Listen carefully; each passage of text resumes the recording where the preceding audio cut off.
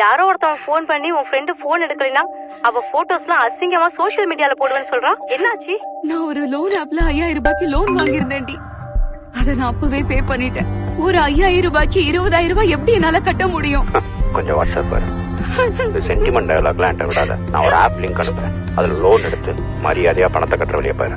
இல்லன்னா உன்னோட contact list Twitter, Facebook, இன்ஸ்டாகிராம்ல இருக்க எல்லா ஃபாலோவர்ஸ்க்கும் இந்த போட்டோஸ் தான் நாளைக்கு ட்ரெண்டிங்க. ஒழுங்கா நான் சொன்ன ஆப்ல இருந்து லோனை வாங்க. அந்த 20000 உடனே கட்டுற வழியா பாரு.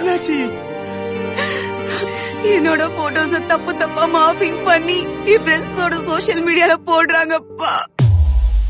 ஆர்பிஐ அப்ரூவ் பண்ணாத எந்த ஒரு லோன் ஆப்லயும் லோன் வாங்க. ஏன்னா நம்ம இன்ட்ரெஸ்ட் பே பண்ணலன்னா, ஒருவேளை நீங்க பே பண்ணிருந்தாலும் நம்ம இன்ஸ்டால் பண்ணும்போது கொடுக்கக்கூடிய அக்சஸ் மூலியமா நம்ம கேலரியில இருக்கிற நம்ம வீட்டு பெண்களுடைய போட்டோஸ் வச்சு நம்மளே பிளாக்மெயில் பண்ணுவோம். ஒருவேளை நீங்களோ இல்ல உங்களுக்கு தெரிஞ்சவங்க யாராவது இதனால பாதிக்கப்பட்டிருந்தா உடனடியா டோல் ஃப்ரீ நம்பர் 1930 கால் பண்ணி கம்ப்ளைண்ட் ரெஜிஸ்டர் பண்ணுங்க. அல்லது www.cybercrime.gov.in வெப்சைட்ல போய் உங்களோட கம்ப்ளைண்ட் ரெஜிஸ்டர் பண்ணலாம். மக்கள் நலம் கருதி வெளியிடுவோர் தமிழ்நாடு இணையவழி குற்றப்பிரிவு.